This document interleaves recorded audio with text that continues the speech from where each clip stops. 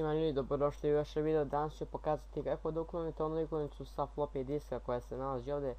Naravno sam to već uklonio, tako da ja to nemam, ali vi ako imate, naravno ako ne znate, znači posle svake, znate, po svake instalacije naravno pojavit se ove floppy disk. Zašto ne znam, ali eto, sve ako vas to ne vjera ili ako vam, ne znam, ružno po vama, sve što treba da uradite jeste da idete desni klik na kompjuter ili na My Computer, Manager, sačekamo da se upali. Ok.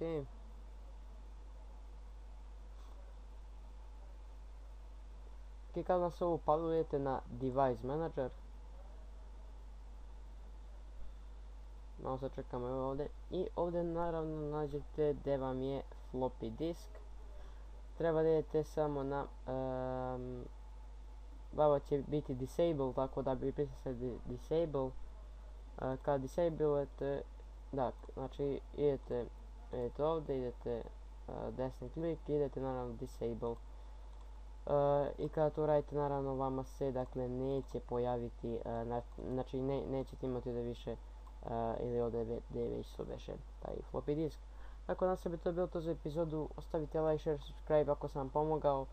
I da, naravno ovo radi mislim na Windows 10, tako da to uopšte ima, ne znam, ali da, tako da je bilo to. Ćao!